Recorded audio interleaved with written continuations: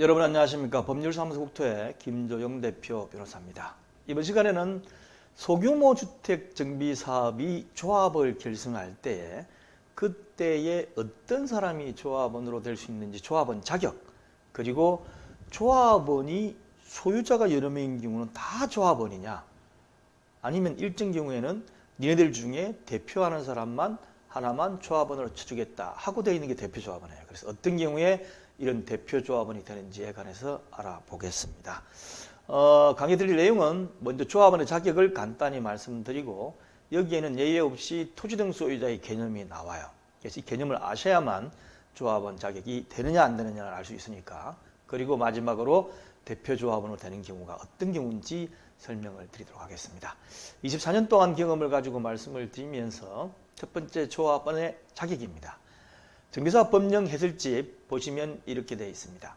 빈집 및 소규모주택 정비에 관한 특례법 24조 조합원의 자격 등 해가지고 보시면 조합원은 토지 등 소유자로 하되, 그러니까 이 조문이 전부예요. 그러니까 토지 등 소유자는 조합이 결성되면 조합원이 될 수 있는 자격이 있는데, 가로원에 되어 있죠.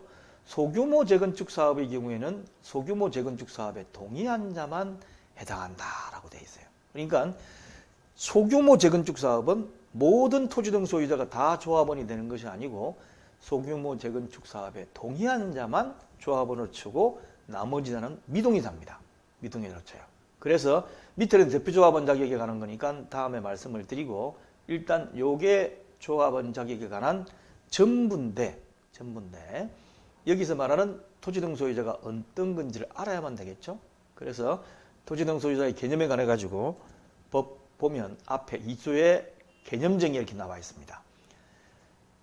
자율주택 정비사업, 가로주택 정비사업 나오는데, 자율주택 정비사업은 빼고 가로주택 정비사업 또는 소규모 재개발 사업은 사업 시행구역에 위치한 토지 또는 건축물의 소유자, 해당 토지 지상권자예요. 그러니까 토지만 가진 사람도 조합원, 건축물만 가진 사람도 조합원, 토지하고 건축물 다 가진 사람도 조합원, 또는 지상권자도 조합원이 될 수 있는 자격이 일단 있는 겁니다. 그래서 대표 조합원이 되느냐 안 되느냐 그 다음에 문제고, 일단 가로주택 정비 사업하고 소규모 재개발 사업은 토지 또는 건축물의 소유자, 그 다음에 해당 토지의 지상권자라고 되어 있습니다. 그런데 소규모 재건축 사업은 조금 전에 말씀드린 것처럼 동의한 사람만 조합원이 되는데, 그때는 건축물 및 그 부속 토지의 모두를 가진 소유자가 해당이 되겠습니다. 이해하시겠죠? 이 재건축 재개발 도시 및 주거환경 정비법에 있는 거하고 똑같다고 생각하시면 돼요. 자, 그러면 대표 조합원으로 되는 경우가 어떤 경우냐?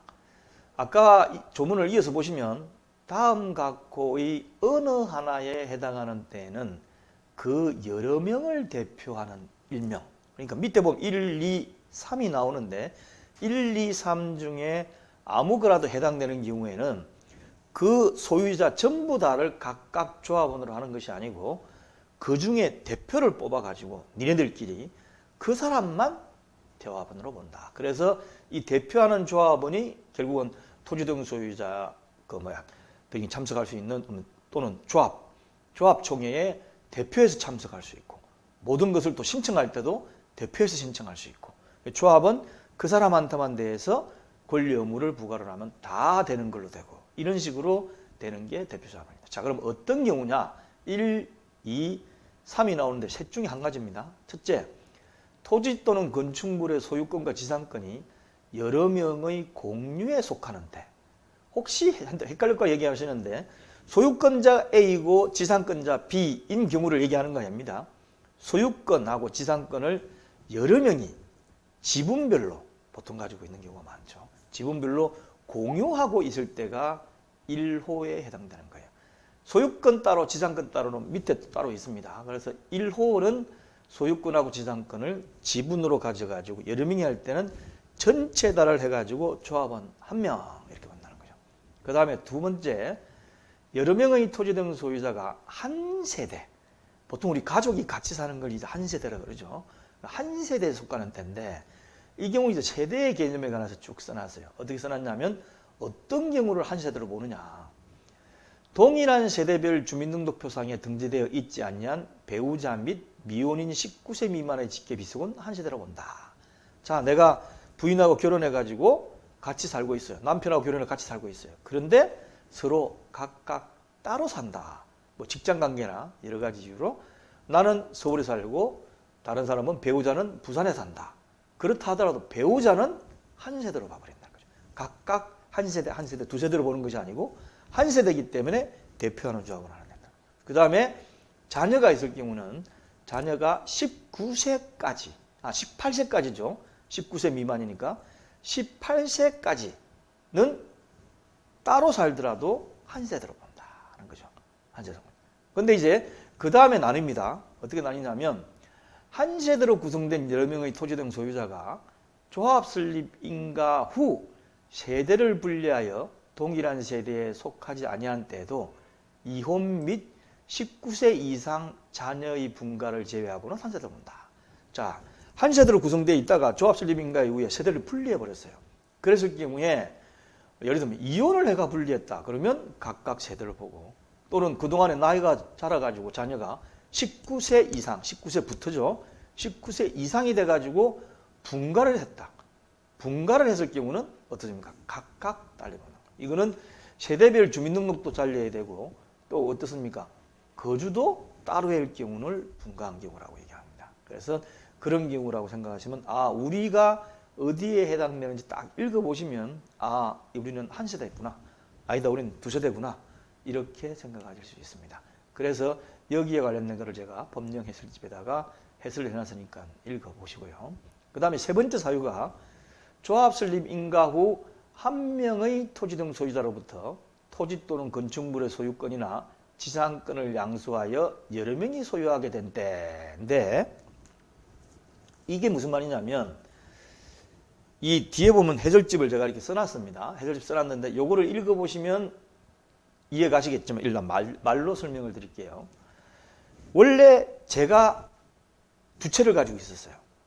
그런데 조합 설립 인가 전에 내가 다른 사람한테 팔아가지고 내가 한 채, 다른 사람 한 채 가지고 있으면 각각 토지 등 소유자가 돼가지고 조합 설립 인가가 나게 되면 나도 조합원, 새로 산 사람도 조합원이 됩니다. 그런데 내가 두 개를 가지고 있다가 조합 설립 인가 이후에 하나를 팔았어요. 그럼 어떻습니까? 조합 설립 인가 전에는 한 명의 소유자, 내가 가지고 있다가 조합 설립 인가 이후에 팔아가지고 나도 하나 가지고 있고 새롭게 산 사람도 하나를 가지고 있을 때 이걸 여러 명이 소유하고 된 때라고 표현을 하고 있습니다. 법은. 그래서 쉽게 설명하자면 한 사람이 여러 개 가지고 있다가 조합 설립 인가 이후에 팔아가지고 새로운 사람이 사게 되면 어떻습니까? 그때에는 대표해서 조합원이 한 명만 나도록 그렇게 되는 거예요. 그래서 이게 이제 뭐 대표하면 되지 뭐가 문제냐. 분양 신청할 때 분쟁이 많이 일어납니다. 그렇기 때문에 이럴 경우는 대표 조합원을 한 명 누가 가지고 조합원 총회 참석하는 것도 그렇고 조합원 숫자 카운트 할 때도 그렇고 다 한 명으로 친다. 이렇게 생각하시면 돼요. 이에 관련된 것을 이제 제가 법령 해설집에 쭉 써놨으니까 읽어보시면 제 설명이 이해가 가실 겁니다. 그런데 여기 있으면 투기가열지구는 여기에 관련돼 가지고 대표 조합원도 안 되고 그냥 조합원 지위를 상실하도록 만들어낸 조문이 도시 및 주광형 정비법에도 있고 그 다음에 빈지 및 소규모주택 정비에 관한 특례법에도 있어요. 그래서 그거는 다음 시간 때 제가 설명을 드리도록 하겠습니다. 자, 제7강좌 소규모주택 정비사업 관련된 거고 유튜브로 보시는 분들은 설명을 하려면 이 카테고리 안에 재생 목록 안에 있는 강의를 다 볼 수 있도록 바로 갈 수 있도록 링크를 해놨습니다. 홈페이지 들어가셔도 보실 수 있습니다. 감사합니다.